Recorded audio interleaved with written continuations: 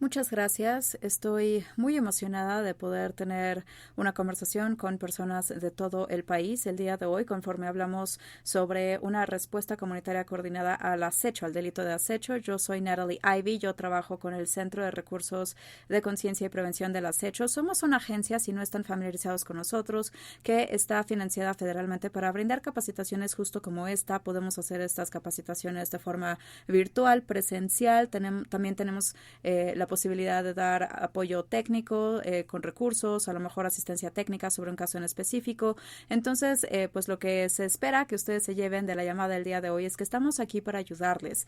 Y finalmente, para ayudar a reducir la carga del trabajo que ustedes hacen, porque sabemos que quienes están en campo tienen mucha responsabilidad y también están batallando y cargando muchas cosas a la vez. Queremos entonces apoyarles de la mejor forma que podamos. Habiendo dicho eso, el hecho de que tengamos financiamiento federal no quiere decir que nuestra presentación el día de hoy o la conversación que pudiéramos tener del trabajo que hacemos, que eso necesariamente refleje las perspectivas del Departamento de Justicia. Nada más para mencionarlo de inicio antes de adentrarnos en el contenido del día de hoy. Quisiera resaltar al hablar de algunos de los recursos. Vamos a estar hablando, de hecho, bastante de recursos que tenemos disponibles para diferentes socios y aliados en nuestra comunidad. Todo esto lo pueden encontrar en nuestro sitio stalkingawareness.org. Pueden escanear el código QR. No es un truco para robarle la identidad a nadie. Nada más es un atajo para ustedes. Pueden accesar a todo esto y una vez más queremos que esto sea accesible, que sea práctico, que sea útil para ustedes, pero van a escuchar que yo hago referencia bastante a algunos de estos recursos conforme estamos hablando de cómo equipar a nuestra comunidad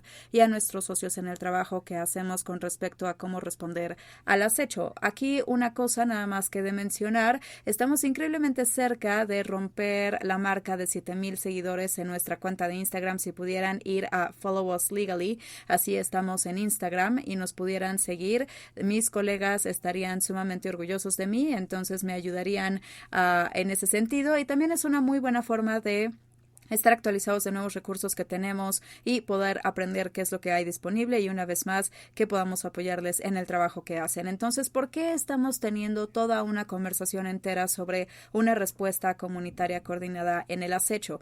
Una de las razones de por qué esto es tan importante, bueno, la primera en realidad es un tanto obvio. Si ustedes ya han estado en el campo, han trabajado con víctimas del delito, específicamente víctimas de violencia doméstica, violencia sexual, trata de personas, ustedes ya inherentemente saben cuál es el valor de una respuesta comunitaria, ¿no? Nosotros entendemos y apreciamos lo complejas que pueden ser estas dinámicas, estas formas de abuso y también la cantidad de apoyo que en realidad requiere de la comunidad en general para que de esa manera podamos responder exitosamente a estas conductas y podamos crear un impacto significativo en nuestra comunidad. Todas estas cosas aplican para el acecho y también yo he de decir que se agrega al hecho de que el acecho es una forma increíblemente difícil de abuso de reconocer y es una que tal vez no recibe el mismo nivel de ímpetu o de enfoque o no tiene la misma estructura, protocolo o política que a lo mejor pudiéramos tener dentro de nuestras agencias para otros tipos de delito.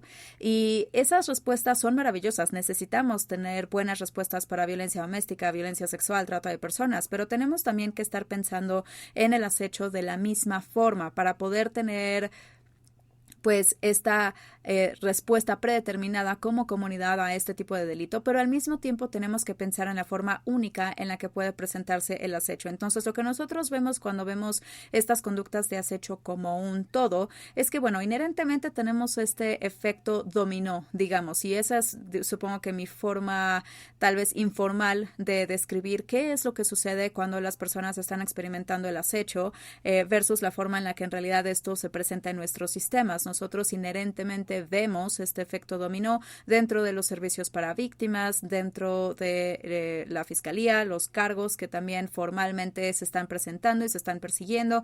Vemos este efecto dominó también dentro de la policía, las denuncias que estamos recibiendo versus lo que en realidad se está resaltando dentro de esas denuncias o los cargos que se presentan. Entonces tenemos que reconocer estos datos y estas estadísticas porque son indicadores para nosotros como comunidad de que tenemos que hacer nuestra propia evaluación o nuestra propia auditoría y ver estamos contribuyendo o tenemos algunas áreas en donde tal vez tenemos un efecto dominó en nuestra comunidad, tal vez no, pero yo diría que pues sí, tal vez hay algunas áreas en donde tal vez podríamos mejorando y tenemos que asegurar que podamos identificar también todas las partes del proceso, es decir, todas las formas de pues recursos que una víctima pudiera buscar para asegurar que no estamos contribuyendo a esa especie de efecto dominó, en donde no tenemos víctimas a lo mejor denunciando o no están buscando ayuda y a lo mejor puede ser que se les minimice, se pase por alto y este elemento de acecho entonces no se reconozca. Entonces, antes de seguir y hablar de algunos de estos detalles, vamos a asegurar que estamos en la misma página cuando estamos hablando del acecho y qué es en realidad. Muchas veces cuando estamos haciendo este tipo de presentaciones más grandes, tenemos algunos malos entendimientos o malas percepciones sobre el acecho. Vemos que hay muchos factores que contribuyen a eso, pero quisiera resaltar eso de inicio, que cuando estamos hablando como comunidad de ponernos en la misma página sobre el acecho, esto nunca en realidad es traer un nuevo concepto a la comunidad, como, Dios mío, ¿ya escuchaste esta palabra acecho? Déjame te platico qué es. Lo que sí vamos a estar haciendo es vamos a luchar en contra de las malas interpretaciones. La gente tiene un mal entendimiento, muchas veces no saben realmente qué es lo que esto implica ni tampoco el impacto que puede tener en nuestra comunidad. Entonces, no nos vamos a meter mucho a detalle en eso. Si es algo que les interesa, también pueden ver algunas otras capacitaciones que tenemos archivadas en nuestro sitio, pero hay que estar conscientes de eso, ¿no? Y esa curva de aprendizaje, esa batalla va a estar ahí para nosotros, ya sea que involucremos a otros socios comunitarios o el público en general, ¿no? Es decir, tenemos que poder abordar algunas de estas malas interpretaciones de inicio y hablar de forma precisa sobre el acecho, también de forma honesta cuando hablamos de cómo es que esto se presenta y cómo está impactando a las víctimas en nuestra comunidad. Entonces, nada más quisiera mencionar eso. Obviamente, pues esta es una capacitación más amplia, entonces no podemos ahondar de lleno a todas las leyes, pero sí es importante que nosotros sepamos que esta es una conducta que se define como delito a nivel federal en los 50 estados, en DC, en los territorios estadounidenses y en la mayoría de los códigos tribales y también dentro del Código Militar de Justicia. Pero si ustedes son un poquito más nerd como yo, a lo mejor van a querer ver estas leyes y ver cuáles son. De inicio, a lo mejor les interesa saber sobre sus propias leyes en su jurisdicción. Este es un mapa interactivo que está en nuestro sitio. Pueden ir, pueden revisar estas leyes. Ustedes también pueden revisar las jurisdicciones vecinas si les da curiosidad. A lo mejor quieren ver cómo el gobierno federal define el acecho como delito, pero es una forma muy fácil de hacer comparaciones y contrastes si es que les interesan algunas de estas definiciones legales. Entonces, la razón por la que no podemos meternos en todas las leyes es porque si ustedes están familiarizados con estas leyes penales es porque cada jurisdicción como que lo que hace es definir y estructurar sus propias leyes de una forma un poquito diferente a sus vecinos, ¿no? Entonces, tenemos, digamos que, pues, una variación en la definición de la perspectiva penal en el sistema jurídico. Pero cuando hablamos de la definición conductual en el acecho, es nuestro lenguaje universal, digamos. Y esto es lo que es importante. Cuando estamos hablando más sobre una respuesta holística a las víctimas del delito, cuando estamos hablando también de realmente tener esa conciencia del delito en nuestra comunidad, pues no siempre necesariamente vamos a ir por una vía jurídica penal de cualquier manera. Puede ser que no sea una opción por la razón que sea y no tendríamos que inhibir la definición penal jurídica, no tendría que inhibir nuestra capacidad, cualquiera que sea nuestro papel, para tener la posibilidad de reconocer el acecho cuando sucede y cuando se está utilizando esta forma de abuso. Entonces, cuando hablamos de la definición conductual, estamos hablando de un patrón de conducta dirigido a una persona específica que provocaría que una persona en su sano juicio sienta miedo de su seguridad, de la seguridad de otros o a lo mejor también angustia emocional sustancial separada. No se ve sumamente complicado, ¿no? En la superficie, pero esta definición en realidad lo que hace es encapsular todas las razones de por qué tenemos que tener una respuesta comunitaria coordinada para de esa manera poder responder adecuadamente al acecho. Entonces, nada más quisiera resaltar un par de cosas. Tal vez ustedes pueden empezar a pensar en sus propias comunidades, sus propios socios, sus propias respuestas, ¿no?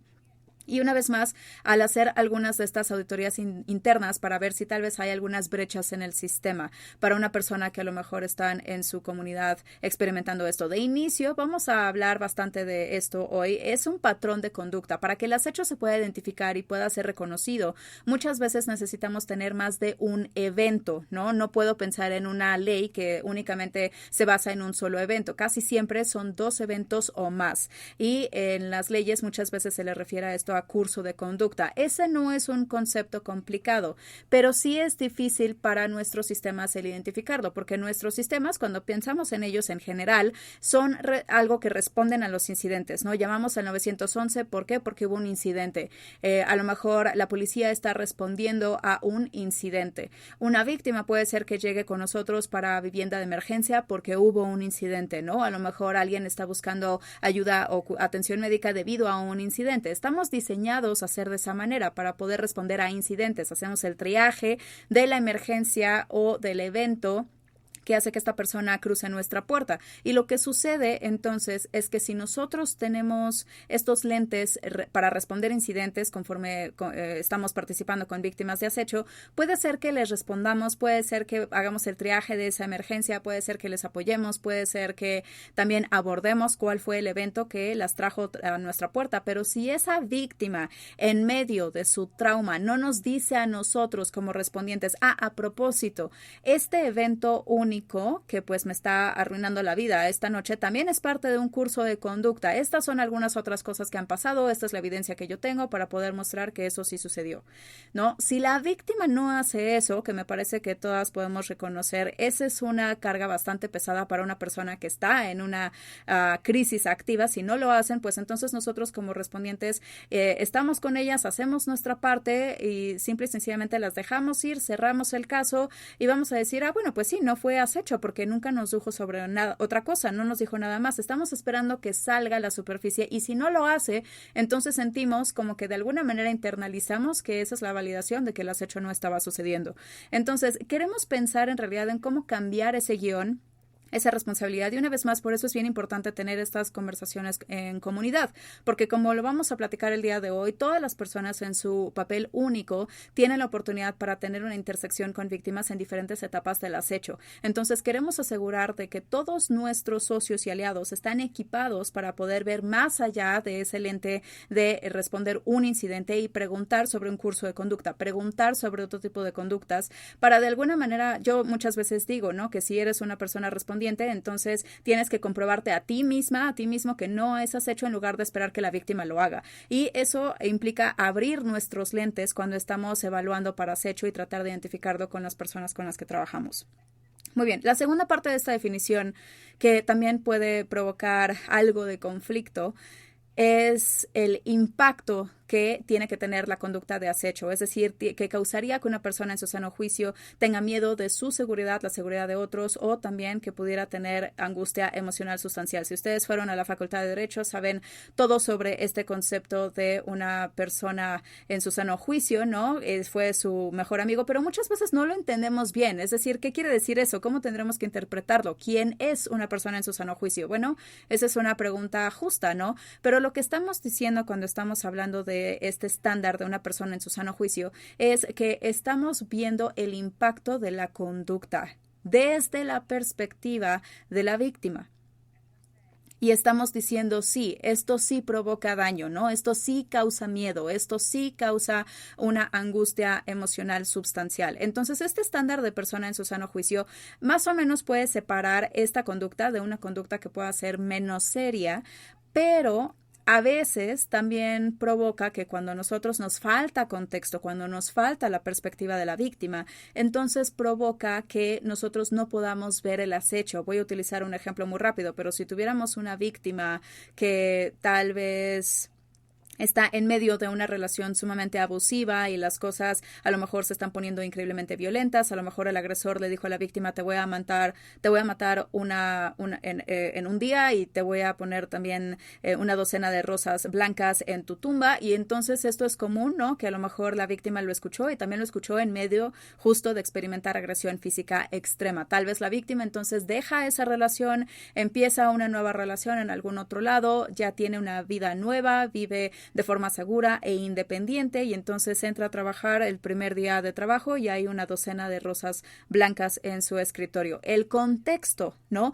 El estándar de la persona en su sano juicio es la diferencia entre lo que todo mundo en la oficina va a hacer o va a pensar sobre esa entrega de las flores versus lo que la víctima está experimentando, porque para todos los demás ven las flores y entonces probablemente van a decir, no, pues qué maravilla, Dios mío, qué hermoso, tienes muchísima suerte, ojalá alguien hiciera eso para mí. Lo que la víctima está experimentando en realidad es una amenaza bastante real y tangible, ¿no? Ya sé en dónde estás, voy a ir a encontrarte y te voy a hacer daño, ¿no? Ese es más o menos el tipo de espectro que hay, ¿no? Es una ilustración de este estándar de la persona en su sano juicio. Nos falta el contexto de la víctima, lo que ha experimentado, por lo que ha pasado, y entonces es bien difícil para nosotros entender por qué que les lleven rosas o flores puede ser una amenaza, pero si tenemos contexto, como personas desde afuera podemos decir, esta es una forma de una amenaza de muerte, esta es una forma de abuso, y entonces podemos reconocer qué es en realidad lo que está sucediendo en ese momento. Entonces, cuando hablamos de estos patrones de conducta dentro del acecho, nos gusta mucho utilizar el marco SLY, que de hecho lo desarrolló un investigador con el que trabajamos muy de cerca, y básicamente es toda la perspectiva de las diferentes formas en las que las conductas de acecho pueden involucrarse. Yo voy a ver algunas de estas para que, sin importar cuál sea el rol que ustedes tengan en su comunidad, puedan empezar a pensar, bueno, qué tipo de conductas de acecho pudiera ser de las que escuchan, a lo mejor qué tipo de divulgación llegan a escuchar, y a lo mejor cuándo su agencia o cuándo su rol pudiera estar en una mejor posición para intersectar a una víctima de acecho, porque como lo vamos a ver, y estas categorías no son mutuamente excluyentes, ¿no? Esta lista obviamente no es exhaustiva, pero vamos a ver cómo este ciclo de alguna manera se construye en sí mismo y también como que se autoalimenta a cierto punto. Entonces, cuando hablamos de conductas de vigilancia, estamos hablando de un agresor, de una persona que está recopilando información sobre la víctima para el propósito de provocar un daño futuro. Ahora, quisiera enfatizar esa última parte con mi voz porque muy seguido, como sociedad, nosotros describimos recopilar información como acecho, ¿no? Si a lo mejor estuviste en el mundo de las citas, ibas a ir a una cita a ciegas o a lo mejor ibas a ir a una primera cita con una persona, a lo mejor haces lo que puedes para tratar de encontrar información sobre esa persona, ¿no? Hay algún encabezado en donde tenga el nombre de esta persona, algo que yo tendría que saber, algo a lo que le tendría que poner atención. Eso no es acecho. Cuando estás recopilando información para los propósitos de provocar daño futuro, entonces ahí estás ya participando en estas conductas de vigilancia de acecho. Ahí es en donde los agresores y los abusadores recopilan información de la víctima como su rutina, en dónde se estacionan, cuál es su turno de trabajo, si cierran su puerta de atrás, quiénes son sus amigos y su familia, se acaban de mudar a un lugar nuevo, qué tipo de clases toman, ¿no? Es decir, están recopilando información para el propósito de provocar un daño futuro. Entonces, queremos pensar en estas conductas, en todas las formas en las que se puedan ver, y también hay que tomar en cuenta, y esto es bien difícil para nosotros como respondientes, porque hay una probabilidad de que un abusador puede participar en estas conductas de vigilancia, un acechador puede participar en estas conductas, incluso sin que la víctima lo sepa. Entonces, cuando nosotros estamos ya con las víctimas en etapas posteriores de la dinámica de acecho, vamos a querer ir hacia atrás y preguntar sobre algunas de estas conductas de vigilancia o la probabilidad que haya habido en la vida de la víctima. Entonces, ahora, la siguiente categoría es invasión de la vida. Aquí en realidad es en donde el acechador básicamente dice, bueno, pues no nada más voy a aprender sobre tu vida, sino que ahora voy a ser parte de tu vida, ya sea que tú quieras que lo sea o no. Entonces, si pensamos, por ejemplo, no sé, en nuestra propia perspectiva personal, en tu propia vida, si alguna vez renunciaste a un trabajo, terminaste una relación, ¿no? Estoy asumiendo, pero seguramente hubo un momento en tu vida en donde tú dijiste, sabes que esto ya no me está sirviendo, me voy a ir en una dirección diferente, ¿no? Y creo que todos, pues podríamos querer saber que tenemos la autonomía y la capacidad de poder hacer eso, ¿no? Esto no me está sirviendo, quiero irme a otra dirección, ya no quiero exponerme a esto, ya no quiero ser parte de esto, cualquiera que haya sido el caso.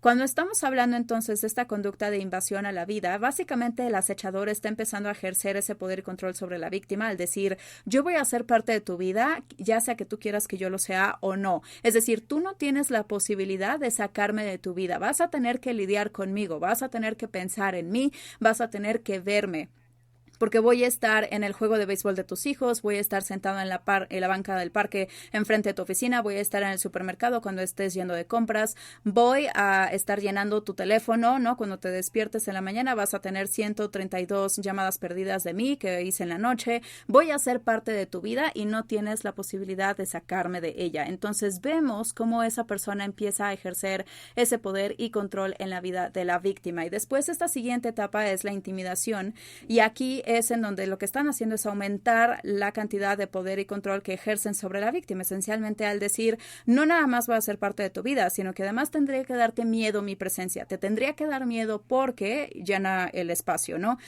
Puede ser que el acechador en este punto está diciendo, yo puedo hacer daño en tu vida, puedo mandar esas fotos o videos que tengo de ti, puedo hacer que te despidan de tu trabajo, te puedo hacer daño, puedo hacerle daño a tu familia, puedo hacerle daño a tus mascotas, ¿no? Puedo provocar daño, puedo provocar consecuencias e impacto en tu vida, entonces te tendría que dar miedo mi presencia porque una vez más eso aumenta ese poder y el control que tienen encima de la víctima. Y esta última etapa es cuando ya se hizo el daño, es decir, amenazaron de causar un daño, te puedo dañar a ti y a tu familia, y entonces lo hacen, sí lastiman, sí dañan, sí tienen algún tipo de agresión física o agresión sexual.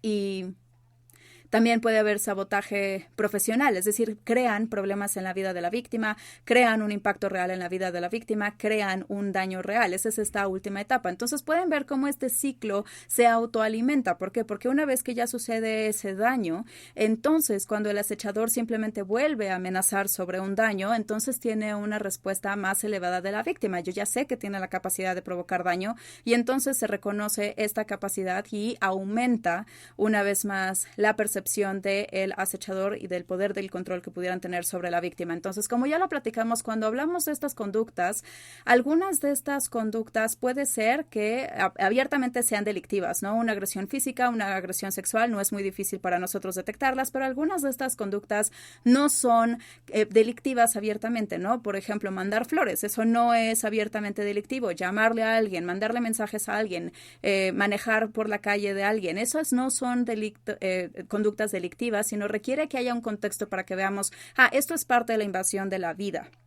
O a lo mejor están mandando también una amenaza a través de estas flores. Es decir, necesitamos tener el contexto por parte de la víctima para verdaderamente entender qué es lo que está sucediendo y cómo es que esto está impactando la víctima. Veo una pregunta rápida. Voy a tratar de contestarlas sobre la marcha, pero pues no puedo leer y hablar al mismo tiempo. Pero veo que alguien está preguntando si el swatting se consideraría una forma de invasión de la vida. Esa es una muy buena pregunta. Como lo mencioné, no es mutuamente excluyente la forma en la que lo categorizamos. Definitivamente el swatting, bueno, para alguien que no sepa qué es, esencialmente es llamar sobre una emergencia falsa a la policía. A lo mejor esa emergencia pudiera ser a las 3 de la mañana y están llamando a la policía y dicen, yo sé que hay un laboratorio de metanfetamina activo en la casa de la víctima y hay niños en esa casa. O a lo mejor están llamando a la policía y le dicen, hay una situación de violencia doméstica que está escalando en la casa de la víctima, o hay armas de fuego que se están utilizando. Es decir, están haciendo estas denuncias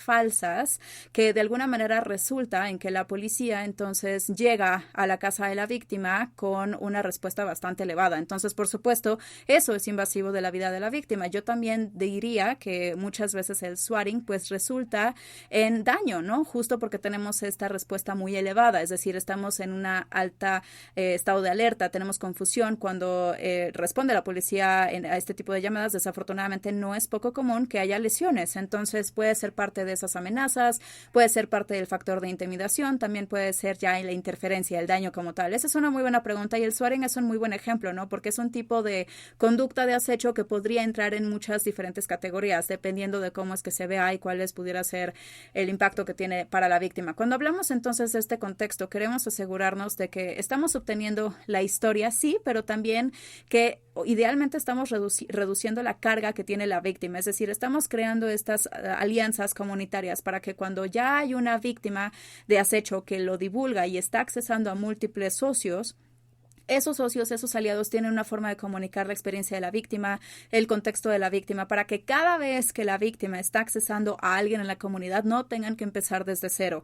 No, es que mira, no entiendes, no, es que estas rosas blancas, eso no fue bonito. Es decir, no tener que explicar eso cada vez que hablan con alguno de nuestros aliados. Entonces tenemos que pensar en eso como una decisión de política, cómo queremos incluir la comunicación y esa alianza con las personas que responden a estas llamadas. Vamos a hablar entonces de la intersección de sobrevivientes de acecho. Ya más o menos lo mencioné, pero vamos a ver que algunas agencias o algunos roles puede ser que tengan la intersección de víctimas de acecho en diferentes etapas a lo largo del acecho. Y justo debido a eso puede ser que lo haga un poquito difícil para nosotros reconocer la victimización en general. Nada más un recordatorio, lo acabamos de mencionar, este marco SLY. Tenemos vigilancia, invasión de la vida, también la etapa de intimidación y después interferencia.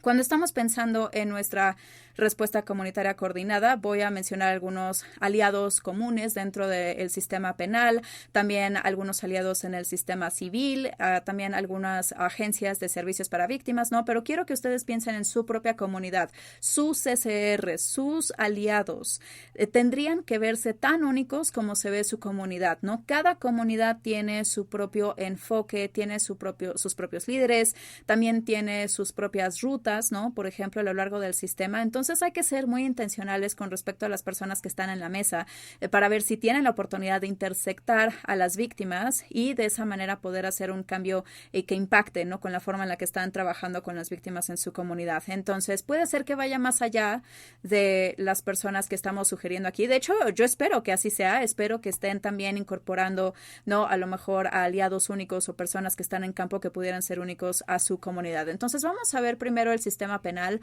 Vamos a adentrarnos a la parte de Procuración de Justicia, policía, cuando hablamos de las víctimas de acecho, muchas veces dentro de esa parte legal, penal, estamos ya en la parte de la interferencia, ¿no? Ya hubo un daño, ya hubo una agresión física, una agresión sexual, a lo mejor daño a la propiedad. Estos son algunos de los ejemplos en las formas en las que esta etapa de interferencia se puede presentar dentro del sistema jurídico penal.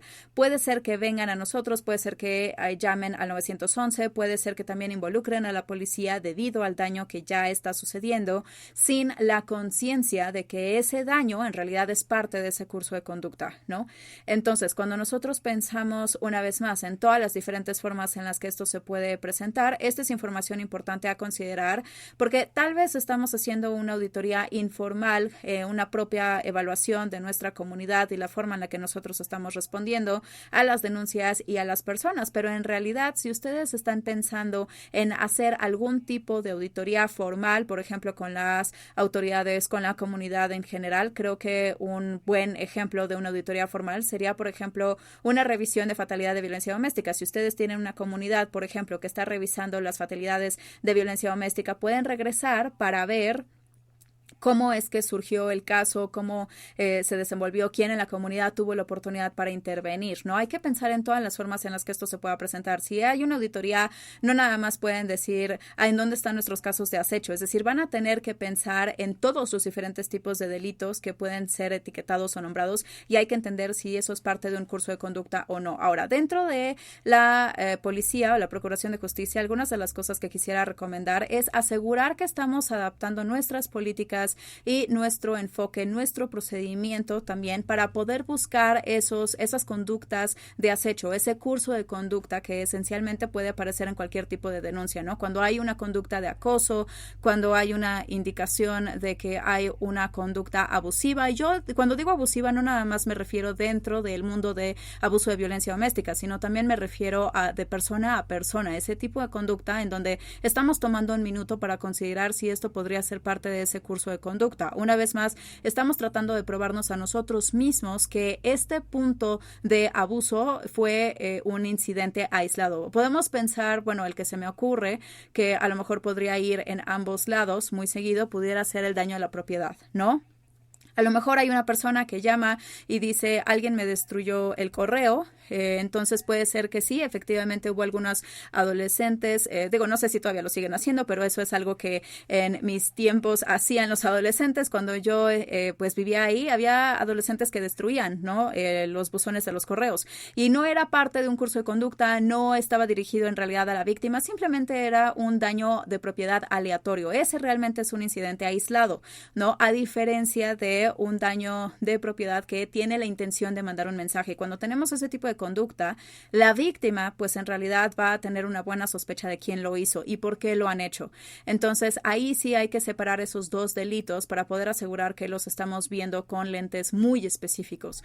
Ahora, tenemos algunas recomendaciones en nuestro sitio para poder revisar y considerar, ¿no? Mientras ustedes también están pensando en los diferentes papeles dentro de la policía, las formas en las que podemos mejorar nuestra respuesta para las víctimas de acecho, pues a mí siempre me gustaría resaltar a la gente de comunicaciones y los despachadores, que muchas veces no se les toma en consideración cuando hablamos de respuesta, cuando hablamos de evaluación, cuando hablamos de apoyo para víctimas, pero estos primeros puntos de contacto pueden ser sumamente cruciales para las víctimas de acecho. Vamos a hablar de esto un poco más adelante, pero desafortunadamente lo que vemos en general es que para las víctimas hay una gran parte de la población de víctimas que ni siquiera denuncian, y eso es porque ya han tenido una experiencia negativa cuando a lo mejor denunciaron o le mencionaron de esto a sus conexiones sociales, amigos o familia, no han respondido de una forma en la que validen su experiencia o a lo mejor que les hayan hecho sentir que valía la pena decirle a alguien. Entonces queremos asegurar que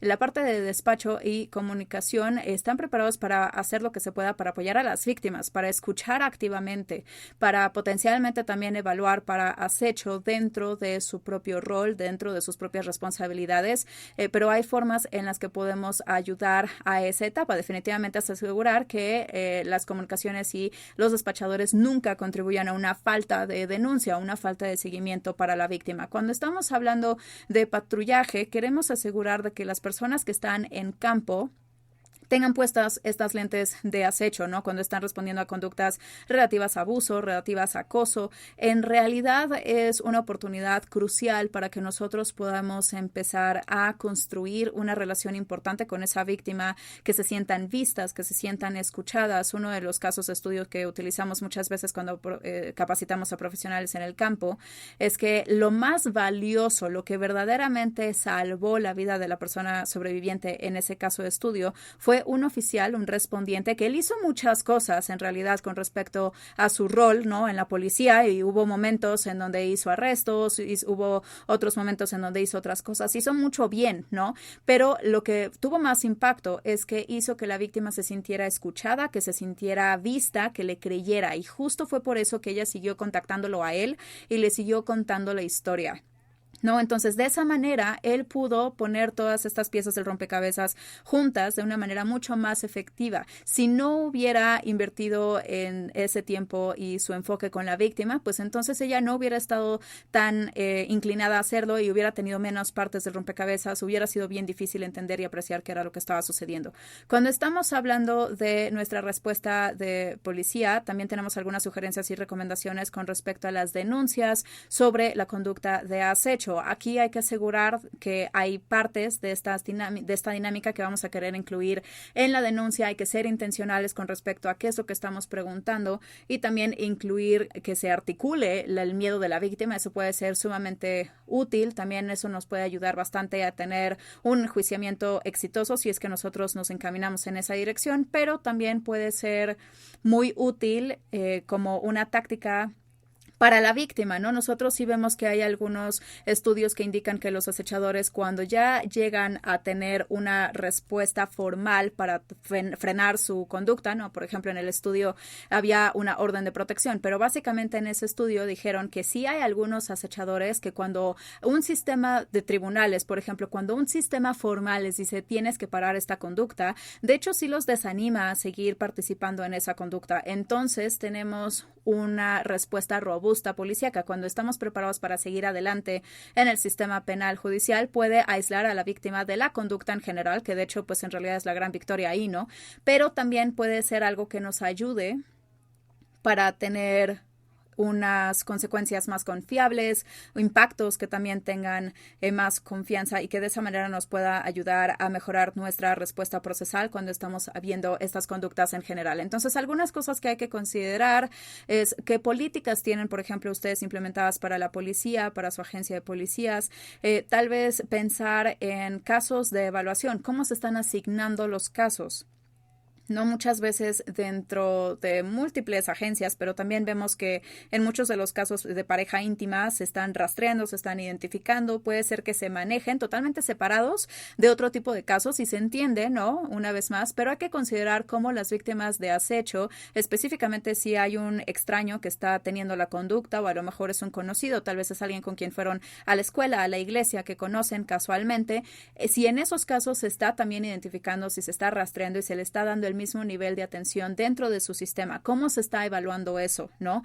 Inevitablemente, pues vamos a estar cubriendo a muchas personas en la próxima parte, entonces seguramente les voy a estar dejando algunas preguntas sobre su rol específico. Si tienen dudas y dicen, es que ¿cómo hacemos esto? ¿Cómo mejoramos la política? ¿Cómo tenemos estas herramientas de evaluación? ¿Cómo las implementamos en cómo hacemos las cosas? Bueno, si es el caso, por favor, contáctenos. Queremos ayudarles con todo lo que podamos con respecto a la respuesta de su agencia y que podamos mejorar. Bueno, pues ese fue mi forma de terminar lo dramático. Nada más quisiera enfatizar y asegurar que todos estuvieran escuchando. Parece que sí lo hice, pero bueno, estos son algunos de los recursos que tenemos disponibles en nuestro sitio y si les interesa y quieren aprender un poco más sobre cómo pueden mejorar la respuesta, pueden ir ahí.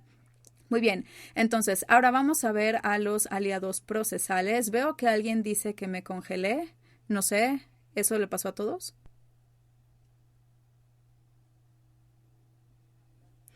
No, a mí no te me congelaste. Ok, muy bien, pues entonces voy a continuar. No me hagan bromas ni trucos porque soy vulnerable pensando que a lo mejor tengo algún problema. Pero bueno, nuestros aliados procesales, vamos a revisarlo. Bueno, cuando estamos hablando de enjuiciamiento. Ok, muchísimas gracias, Matthew. Aprecio el humor y está bien, no pasa nada. Pero bueno, cuando estamos hablando de enjuiciar estos casos de acecho, queremos asegurarnos de que nuestros aliados procesales, los fiscales, por ejemplo, pues están equipados y realmente listos para presentar cargos y seguir estos delitos con especificidad. Y eso lo voy a decir porque a veces en general se ve esta situación en donde tanto la policía y los fiscales como que seleccionan el acecho y a lo mejor el cargo es de acoso y tienen más enfoque en un cargo de violencia doméstica que también está ocurriendo. Reconocemos que hay algunos retos reales para identificar las conductas de acecho y presentar los cargos. Y sí es un hecho que requieren muchas veces mayores recursos y también respuestas más intensivas. Requieren también un enfoque intencional, como ya lo hemos platicado, pero en realidad queremos estar pensando cómo es que realmente esto nos va a ayudar a nosotros desde esa perspectiva procesal y finalmente también a la víctima o a la persona sobreviviente en el caso. Aquí hay que pensar realmente en cuáles son los otros delitos coocurrentes. Hay que reconocer cuándo podemos presentar cargos de múltiples delitos cuando estamos hablando de violencia doméstica en particular, y voy a ahondar en esto un poco más a fondo, pero incluso cuando estamos hablando de violencia doméstica se presenta el cargo basándose en un solo incidente, ¿no? Los vecinos llaman a la policía, llegan, se toma la denuncia y entonces se presentan los cargos a una de las personas de violencia doméstica. Estamos limitados como fiscales a ese incidente, incluso si nosotros como fiscales o como promotores de servicios para víctimas sabemos que el abuso y lo que está sucediendo aquí es bastante más amplio a comparación de una noche de sábado. Entonces, cuando nosotros ponemos ese esfuerzo un poquito extra para identificar estas conductas de acecho, para nombrarlos y para poder presentar los cargos, puede ser muy útil para nosotros como fiscales pensar en cuáles son las diferentes herramientas que necesitamos para responder estos casos, para apoyar a las víctimas y también para pensar en las formas en las que también estamos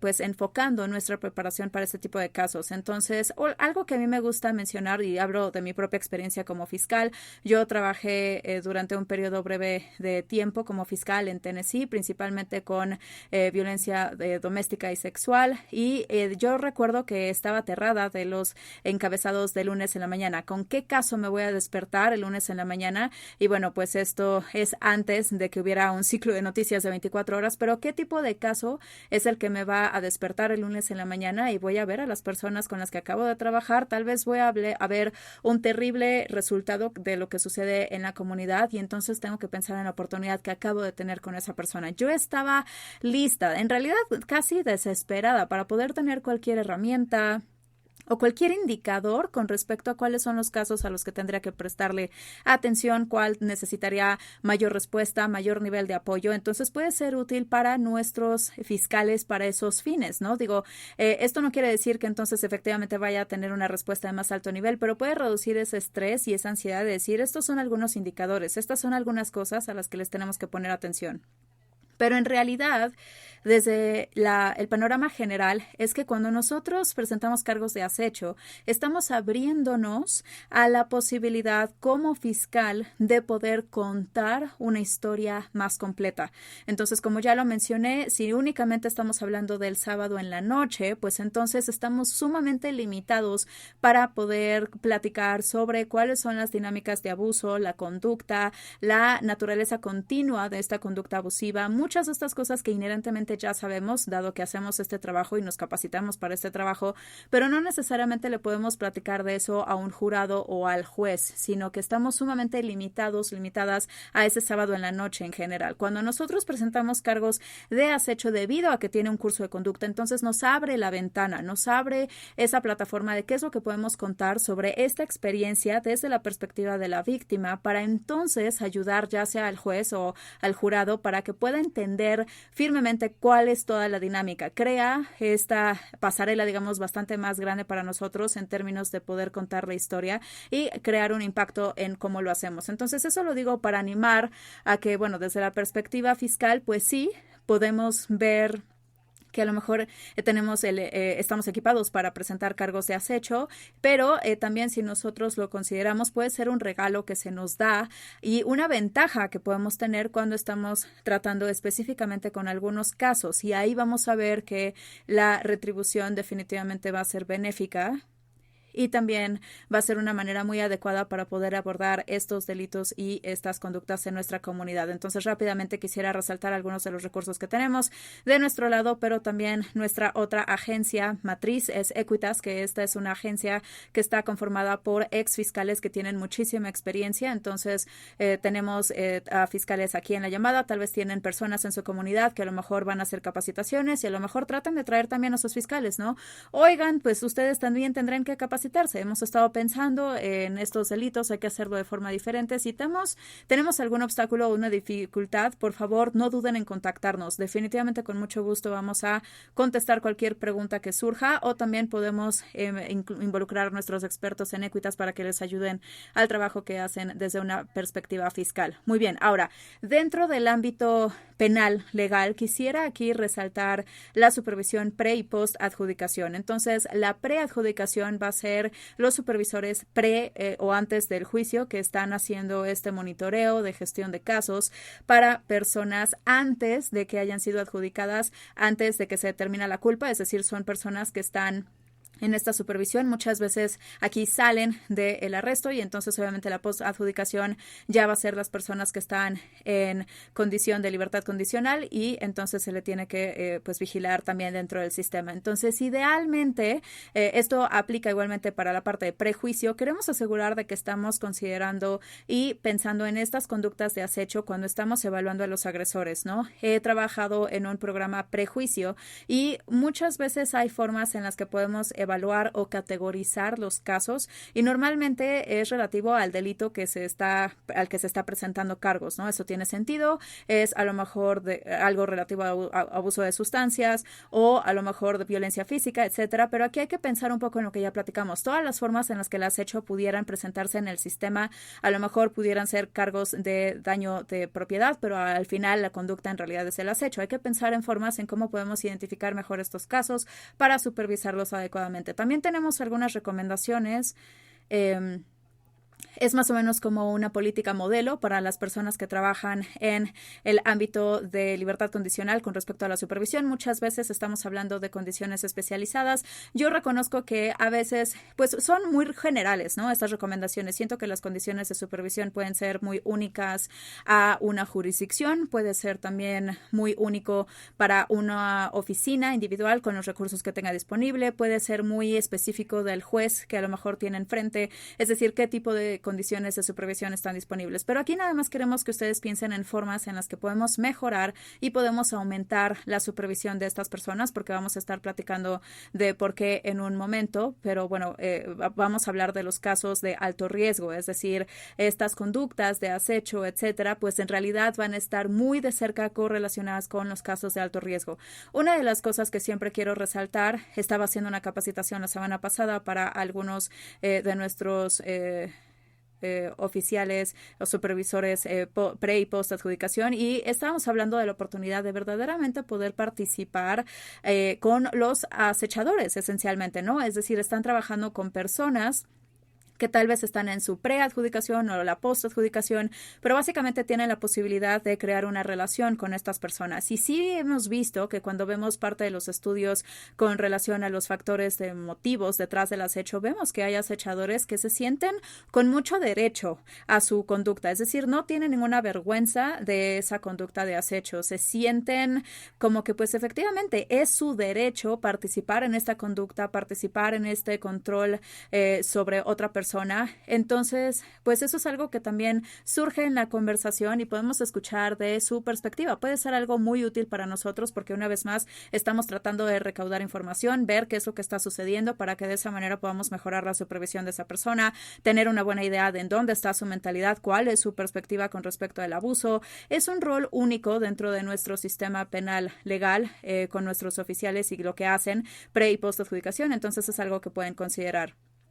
Este es una parte de una guía modelo que tenemos en nuestro sitio. Son algunas de las recomendaciones que pudiéramos tener también para probablemente las personas que están un poco más en post adjudicación, pero algunos también se pueden incorporar en la parte previa al juicio. Pero bueno, quisiera aquí también resaltar para las personas que están en prejuicio, también post, pero en pre pudiera ser más relativo, que el valor de las llamadas en las cárceles. Si tenemos una persona que a lo mejor está arrestada y están participando en acecho, en conductas de acecho, hay una alta probabilidad de que sigan teniendo este tipo de conductas, incluso si tienen llamadas grabadas desde la cárcel por alguna razón. Y si ustedes han hecho este trabajo saben exactamente de qué estoy hablando.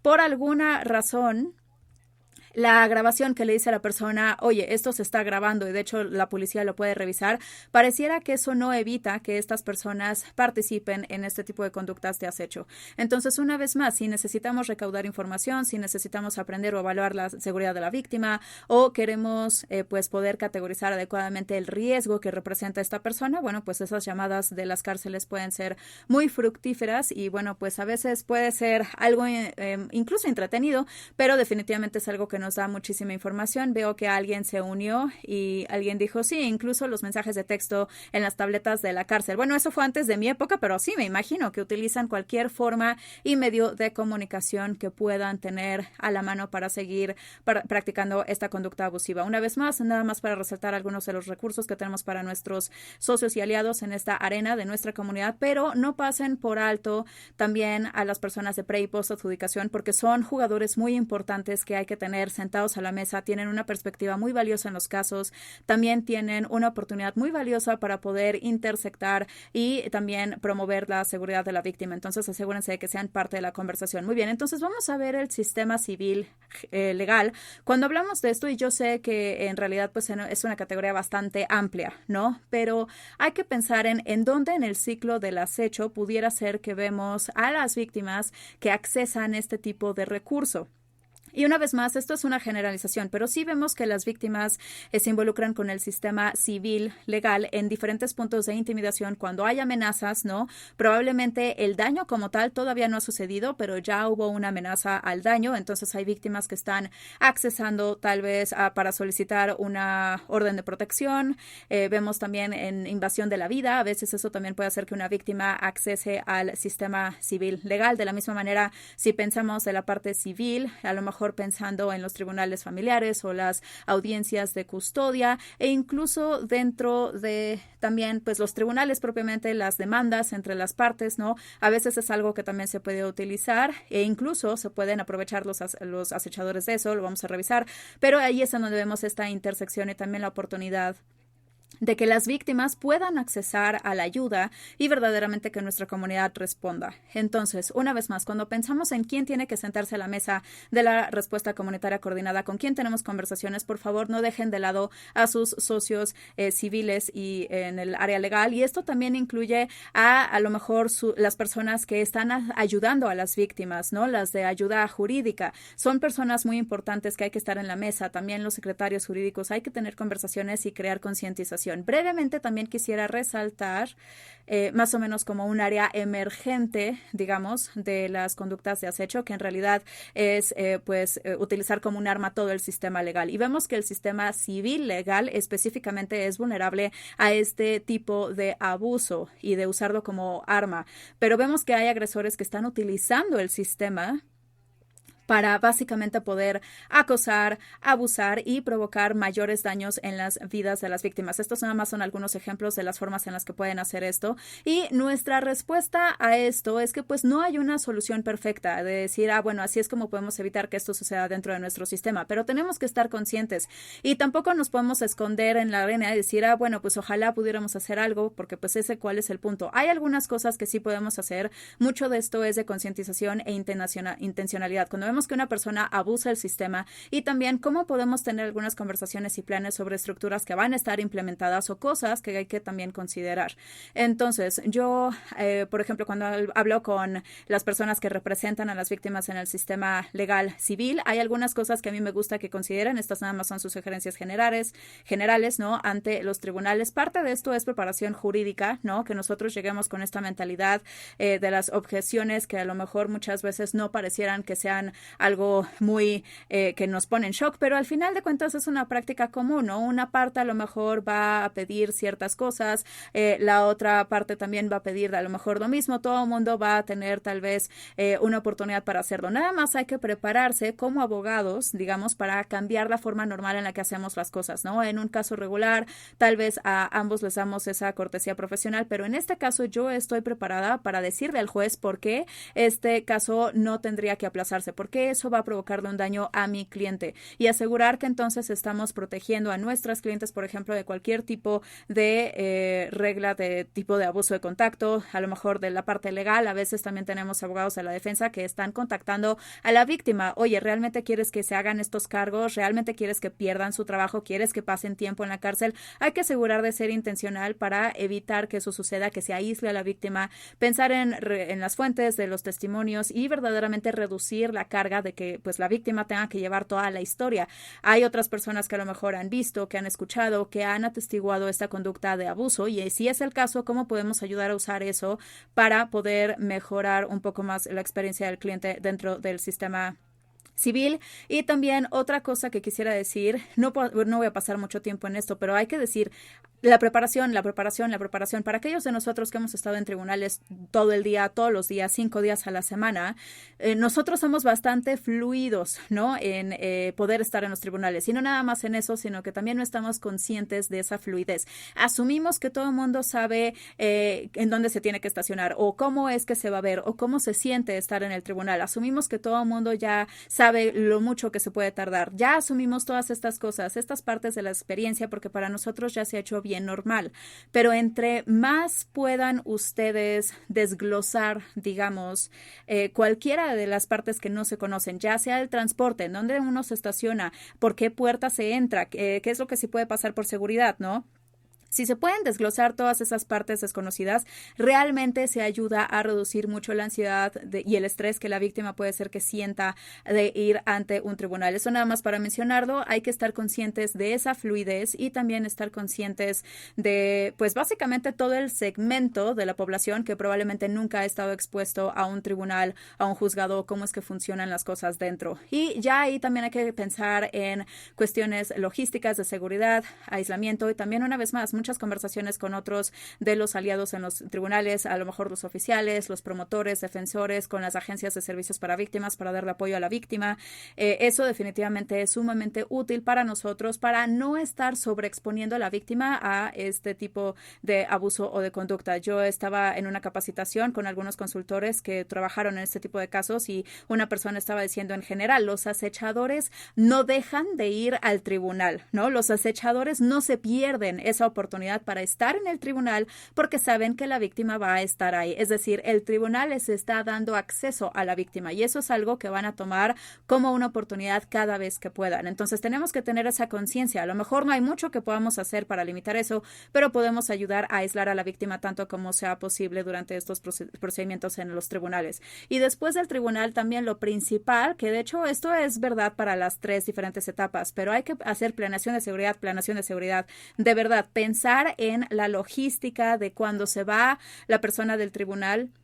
No nada más es algo que sucede cuando el agresor tiene acceso a la víctima en el tribunal, sino que ahora también ya sabe exactamente en dónde está la víctima y de dónde se está yendo. Entonces, ese acceso físico es un elemento crucial de la planeación de seguridad. Antes del tribunal también saben que van a llegar a cierta hora, pero definitivamente después del tribunal. Yo he escuchado de algunas jurisdicciones en donde, por ejemplo, ya han trabajado con su oficial judicial y tienen una política estandarizada de que las partes se van en diferentes horas, a diferentes momentos, y son muy intencionales en cómo es que tratan a las partes y ayudan a crear una oportunidad segura para que las víctimas puedan irse y que de esa manera puedan salir del sistema del tribunal sin la probabilidad de que el agresor o el abusador va a estar haciéndoles daño. Muy bien, entonces ahora vamos a hablar un poco del mundo de servicios para víctimas, los promotores, nuestros aliados dentro de estos mundos. Obviamente nosotros sabemos que nuestros promotores defensores juegan un papel crucial para dar el apoyo que necesitamos para ayudar a las víctimas de acecho, ya que pues participan en cualquier tipo de recursos y también para navegar el abuso que están experimentando. Pero este es pues un punto de dato bien importante y bien trágico, y creo que ya más o menos lo mencioné, pero la mayoría de las víctimas de acecho ni siquiera lo denuncian ni tampoco buscan servicios. Eso es frustrante para nosotros que queremos ayudar, ¿no?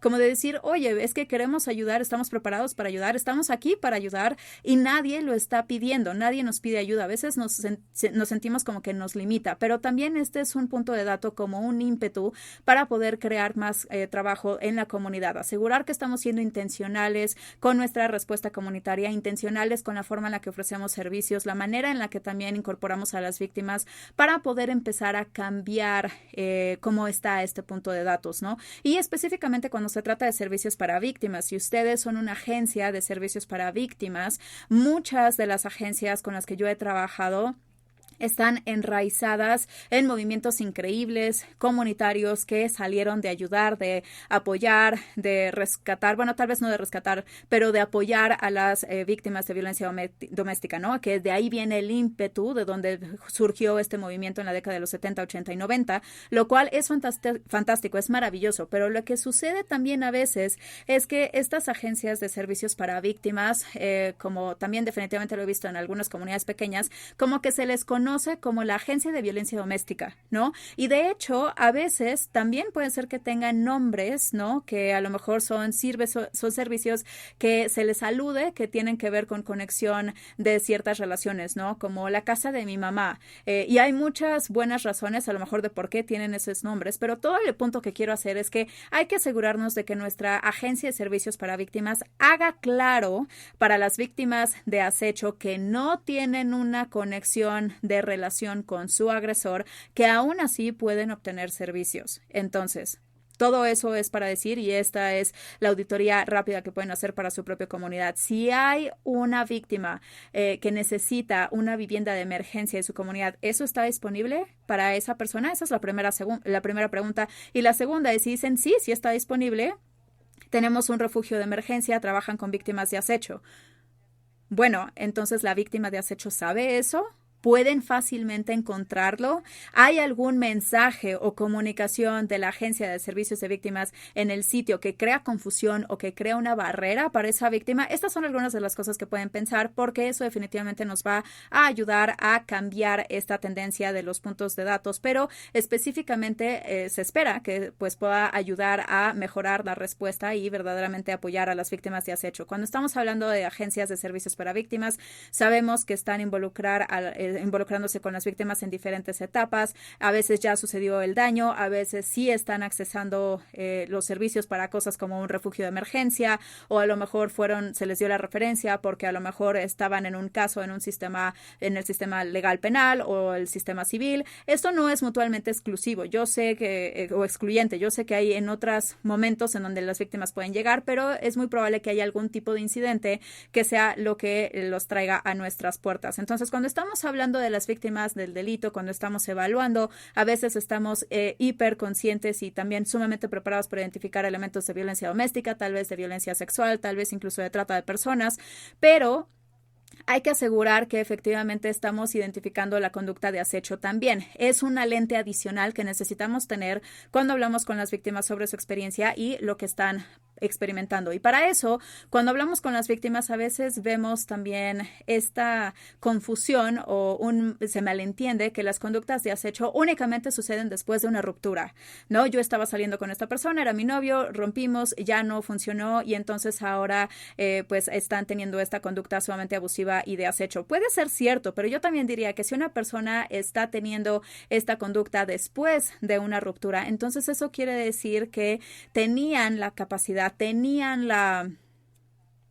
estoy pensando en la palabra, tenían ya como ese cableado, ¿no? Digamos, de que pudieran involucrarse en este tipo de conducta abusiva antes incluso de la ruptura. Yo no he trabajado en muchos casos en donde dijeran, bueno, de repente una ruptura, sí, la capacidad, gracias, de que alguien se hizo abusivo. No, reconocemos que estas son dinámicas conductuales que probablemente han estado ahí y han resurgido también anteriormente. Hay que asegurar que tenemos esa lente de concientización de que puede ser que esto hubiera sucedido incluso si la persona siguiera en la relación con esta otra persona, o si a lo mejor están describiendo, bueno, esto ya había escalado antes o después de la ruptura, pero hay que hacer preguntas intencionales para identificar qué es lo que pudo haber ocurrido en la relación para poder asegurar que estamos identificando el curso de conducta.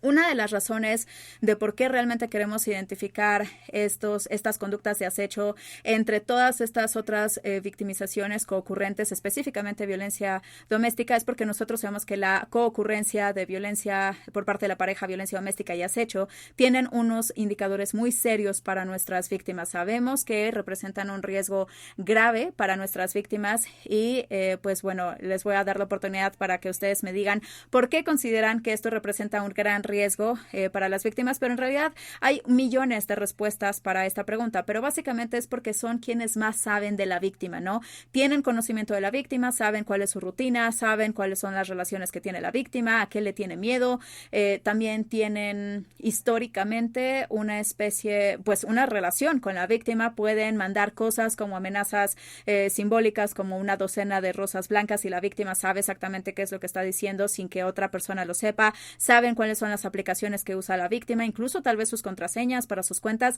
es decir, les da mayor acceso y mayor posibilidad para provocar daño en la vida de la víctima. Entonces, para ese fin, cuando estamos hablando de violencia por parte de la pareja íntima en específico, muchas veces estamos utilizando la rueda de poder y control para pensar en todas las formas en las que uno puede involucrarse en esta conducta abusiva, pero apenas empezamos a revisar esta rueda con una lente diferente y podemos ver algunas conductas de acecho que pueden aparecer en diferentes lugares. Vemos este traslape de lo que históricamente nosotros hemos categorizado solamente como abusivo, pero hay un traslape entre violencia de parte de la pareja íntima y el acecho. Entonces hay que asegurarnos una vez más de que estamos equipados para poder identificar y ver estas dinámicas cuando hablamos con las víctimas. De la misma manera, con agresión sexual, violencia sexual, puede ser que a veces pasemos despercibidas estas dinámicas de acecho porque estamos respondiendo al incidente de violencia sexual, pero hay que entender cómo es que un acechador puede utilizar utilizar todas estas conductas de acecho, ¿no? La categoría de vigilancia específicamente, ¿no? Recaudar información para la víctima con el propósito de provocar violencia sexual.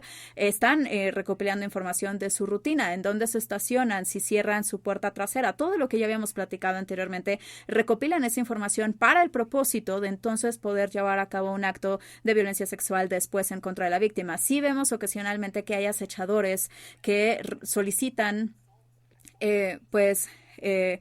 a lo mejor a terceras partes que hagan este tipo de agresiones, y entonces eso lo hacen al pues tomar la identidad de la víctima, utilizan la información que tienen de la víctima para tomar su identidad, y entonces ahí se lleva a cabo la violencia.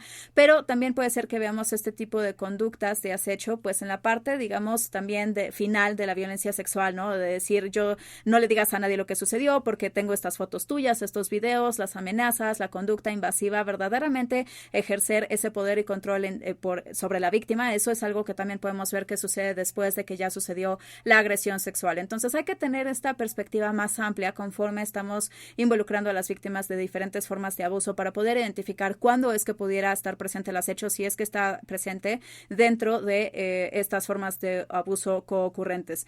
Con respecto a pues tal vez hablar de un resumen, y digo, yo he trabajado con víctimas también de trata de personas durante un periodo de tiempo ya extendido en la parte este de Tennessee. No puedo pensar en un solo caso de trata que yo haya cubierto que no tuviera conductas de acecho que coocurrían junto con esta situación. La mejor forma en la que lo puedo explicar es porque cuando estamos hablando de trata de personas, ya sea que sea trata sexual, trata laboral, estamos usando a otro ser humano como un producto para ganancia personal, ¿no? Entonces, cuando hay trata, por ejemplo, y está sucediendo también esta conducta de acecho, es una forma muy efectiva para poder utilizar a esa persona y controlarla como un producto. Entonces vamos a ver un alto nivel de coocurrencia también en esta situación y en estas dinámicas que existen entre estas dos formas de abuso. Ahora, para nuestras defensoras o promotoras y también nuestras agencias de servicios para víctimas, tenemos algunas estrategias y recomendaciones que ofrecemos en nuestro sitio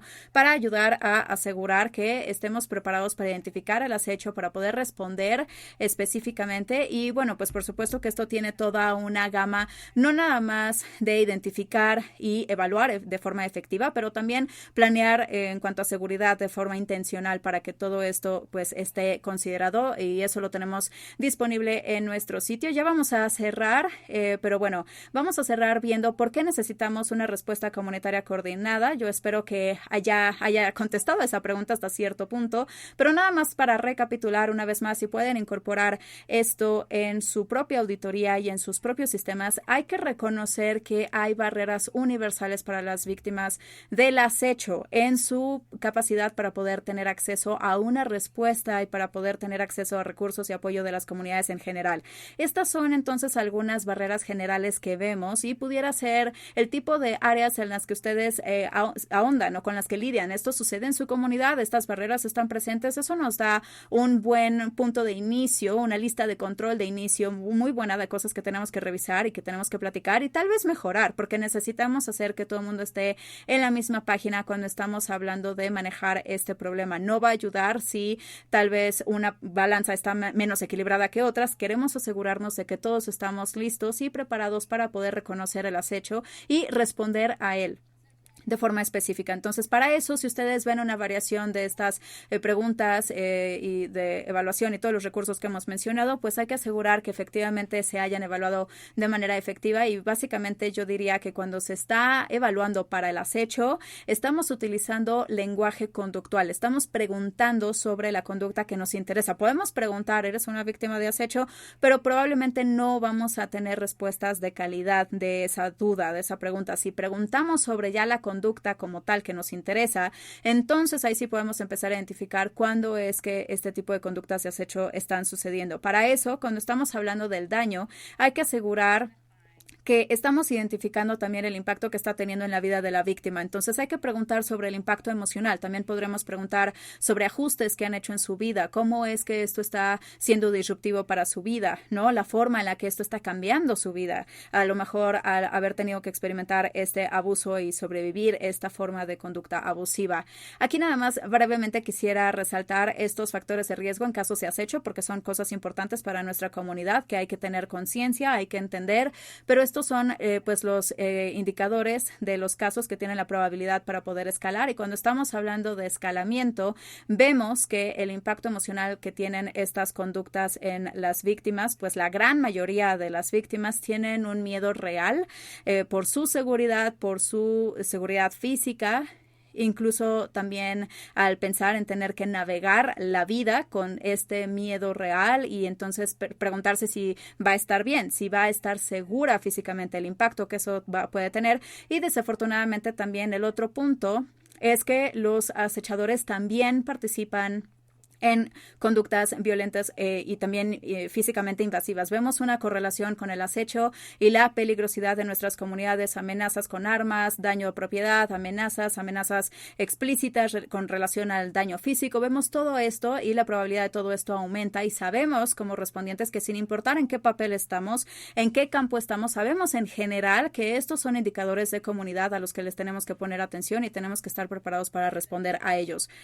Para eso, cuando estamos hablando de acechadores que son pareja íntima, vemos una probabilidad más alta de que estas cosas sucedan dentro de esa dinámica abusiva. Y una de las cosas que yo quisiera mencionar como reincidencia es que cuando estamos hablando con las personas que están en la preadjudicación y postadjudicación, hay que también asegurarnos de que no tenemos a personas en nuestras comunidades que tienen una alta probabilidad de reincidir y provocar daños a la comunidad. También sabemos que los agresores que son parejas íntimas tienen mayor probabilidad de dañar a terceros en su conducta abusiva. Todo esto básicamente son las cosas de las que queremos estar conscientes. Podríamos ahondar bastante más a profundidad con estas diapositivas a lo largo de toda la capacitación, pero son cosas que tenemos que considerar en general como comunidad. Pueden iniciar conversaciones todos estos puntos conforme ustedes traigan a sus aliados a la mesa, específicamente si a lo mejor están dudando de por qué tenemos que hablar del acecho, porque es algo que tenemos que incorporar. Queremos reconocer que esto es algo que va a beneficiar a nuestras comunidades en general. Ya me escucharon decir a lo largo de todas las diferentes arenas de las que hablamos el día de hoy que mucho de esto es trabajo preventivo, ¿no? De inicio, para poder mejorar nuestras políticas y procedimientos. No se esperen hasta que ya se está incendiando la casa para decidir cómo es que vamos a proceder. Tengan un plan implementado, sepan cómo se va a ver cuando ya tenemos casos de acecho identificados. Tengan estas conversaciones abiertas con sus aliados. Entonces, para eso, pues estas son algunas de las recomendaciones que tenemos sobre una respuesta comunitaria coordinada que está enfocada en el acecho y que quiere responder al delito de acecho en nuestra comunidad. Pero yo he de decir eso, en un mundo perfecto pueden a lo mejor tener una respuesta comunitaria coordinada que ya tiene mucho tiempo y mucha oportunidad para poder adentrarse en cada uno de estos elementos y mejorar nuestras respuestas. Pero yo voy a apostar que algunas de ustedes en esta llamada no tienen la capacidad para tener otra reunión, otra fuerza de tareas, otro grupo para que puedan ser parte o miembros de eso. Eso lo voy a adivinar, a lo mejor puede ser la realidad de una persona en la llamada del día de hoy, eso lo entiendo por completo. Lo que yo les animo a hacer si se encuentran en esa posición es a que utilizan las estructuras que ya tienen implementadas, las fuerzas de tareas en las que ya están. Tal vez ustedes ya están en una CCR para otra dinámica. A lo mejor tiene que ver con violencia por parte de la pareja o violencia sexual. Usen lo que tienen ya implementado actualmente para poder empezar a presentar esta conversación sobre el acecho. Porque como hemos visto en la última hora más o menos, es que pues vamos a ver una intersección sin importar en qué se enfoque esa fuerza de tareas. Vamos a ver cómo intersectúa también el acecho en algún punto y podemos entonces empezar a utilizar estas herramientas que ya tenemos listas, que ya están corriendo para aumentar esa lente. Si estamos, y lo mencioné anteriormente, a lo mejor un equipo de revisión de fatalidad de violencia doméstica, hay que asegurar que si eso ya está implementado, ya está corriendo en su comunidad, fantástico. Entonces asegúrense de que están viendo y también identificando conductas de acecho que sucedieron en la vida de la víctima antes del homicidio, ¿no? Por ejemplo, es una de las formas en las que podemos expandir lo que estamos haciendo sin tener tener que agregar demasiadas más responsabilidades o poner más cosas en nuestros platos. Ya lo he dicho una y otra vez y yo sé que también ustedes saben esto. Si ustedes han hecho este trabajo, si han estado en este campo, saben que necesitamos tener alianzas en general. Recomendamos verdaderamente que tomen esto, lo lleven a sus aliados, a sus socios, que tengan estas conversaciones y que les animen a que puedan obtener la capacitación que necesiten, los recursos que necesiten, que se aseguren de que se sientan equipados, preparados para poder responder a casos de acecho que pudieran entrar por su puerta sin importar en dónde es que se ve la dinámica de acecho. Entonces ya he mencionado muchos de estos recursos, estos son otros más que tenemos disponibles y pues bueno, aquí detrás de todo esto es que si ustedes tienen a lo mejor un socio, un aliado que dice, uy, de verdad me encantaría hacer eso, pero es que no puedo, es que no es posible para que nosotros podamos hacer eso sin importar cuál sea el rol que tienen, contáctenos porque es muy probable que tengamos un recurso que pueda ayudar con eso, ¿no? Tal vez podemos tener formas en las que podemos superar cualquiera que pudieran ser las barreras que están enfrentando para poder ayudarles a que se sientan empoderados y que realmente puedan responder al delito de acecho. Entonces yo empecé con esto, voy a terminar con esto, es nuestro código QR rápido para ir a nuestro sitio.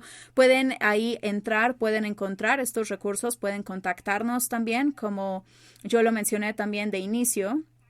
Esta es una perspectiva general de alto nivel de las conductas de acecho, cómo se pueden presentar para cada uno de nosotros individualmente dentro de nuestros roles profesionales, con el entendimiento de que en todas estas dinámicas podemos adentrarnos y lo podemos hacer con una de nuestras capacitaciones, así que pueden ir a las capacitaciones archivadas en nuestro sitio o si hay cosas en las que necesitan ayuda, por ejemplo, planeación de seguridad, evaluación de riesgo, etcétera, no duden en contactarnos y ya sea que nosotros les dirijamos a una capacitación grabada o les podemos ofrecer capacitación y también tenemos muchos otros recursos como también de asistencia técnica si es que tienen un caso específico, quieren platicarlo y les podemos ayudar con eso. Así que con mucho gusto contáctenos si hay algo que podamos hacer para ayudarles y con eso les quiero agradecer también muchísimo por estar 1 hora y 20 minutos con nosotros.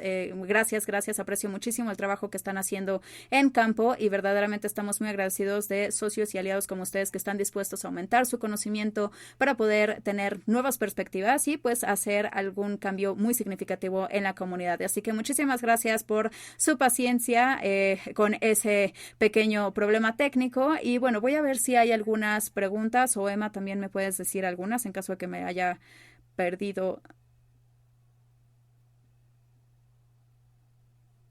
A ver, vamos a ver. ¿Ven la caja de preguntas y respuestas?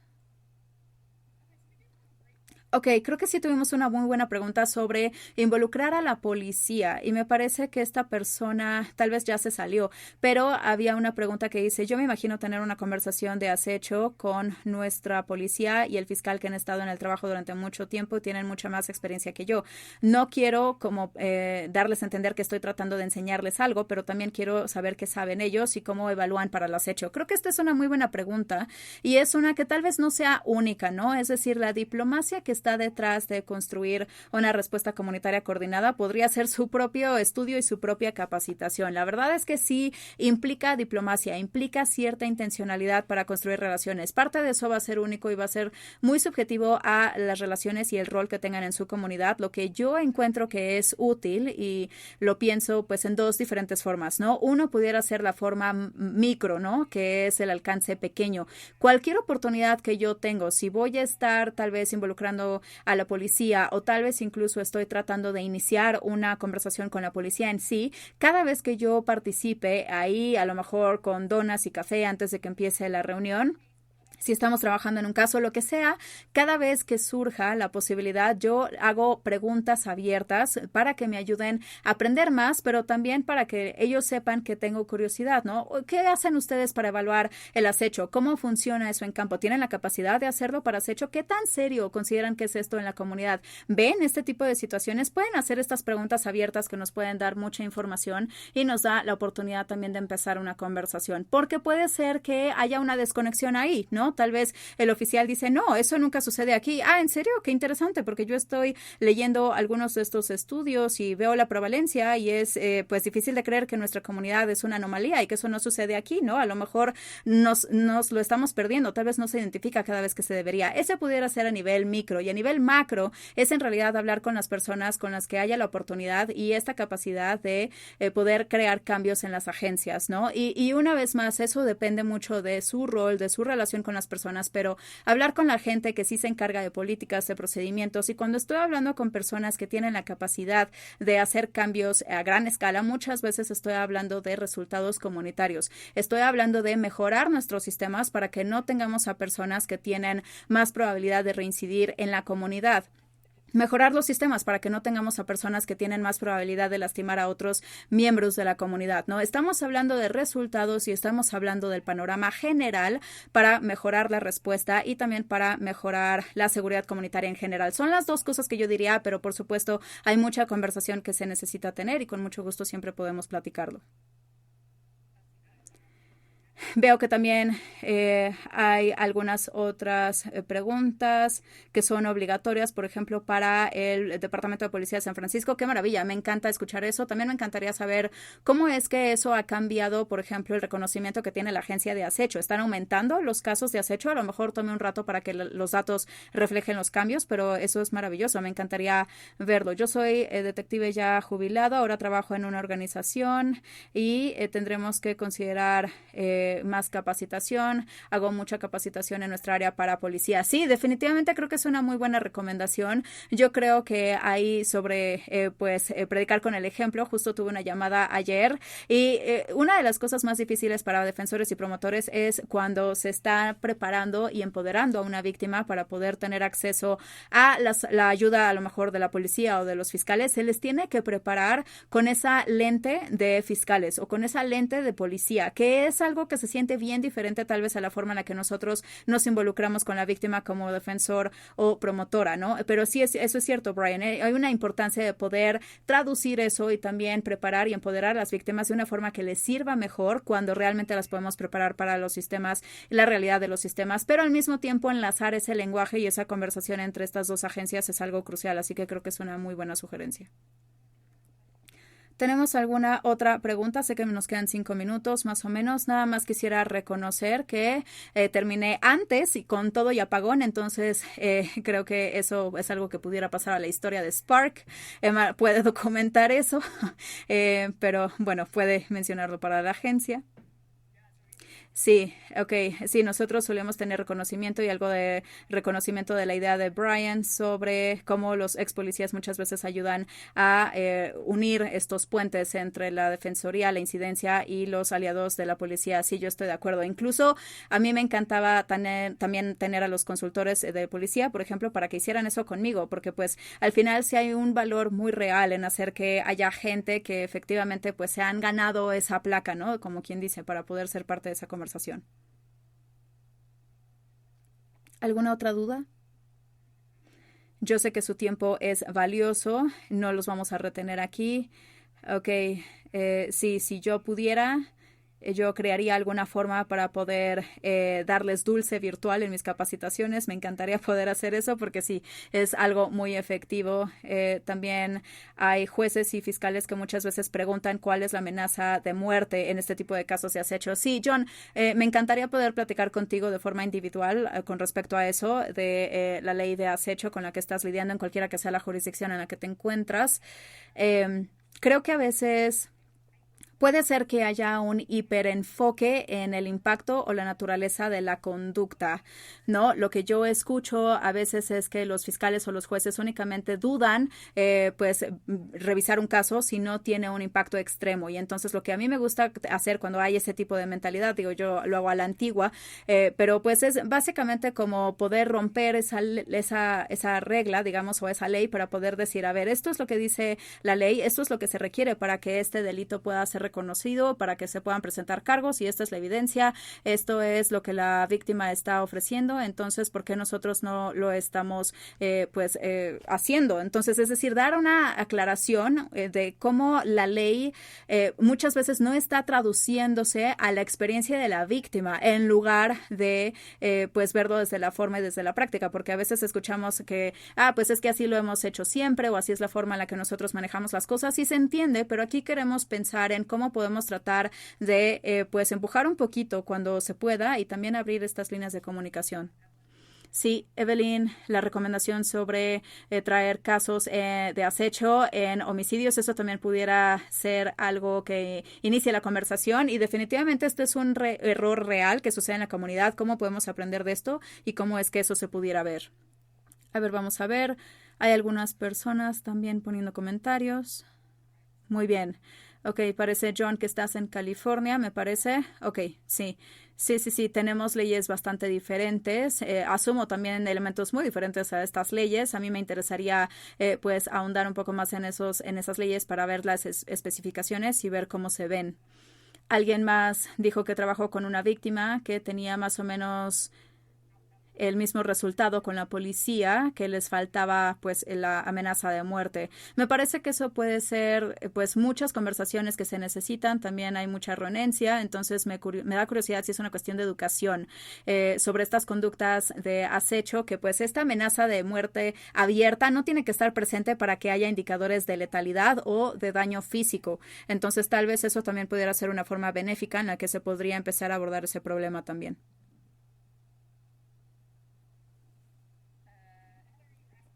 Heather, estás preguntando sobre evaluaciones y acecho.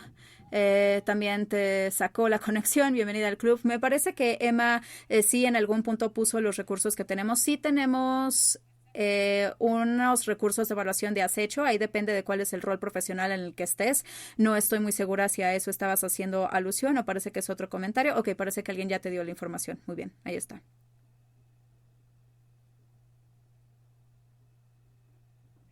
Gracias, Emma. Maravilloso. Bueno, pues muchas gracias a todos, a todas. Voy a quedarme un minuto más en caso de que alguien tenga alguna pregunta o alguna otra cosa que pudiera hacer para apoyar el trabajo que hacen, pero muchísimas gracias por conectarse. Espero que tengan un maravilloso martes.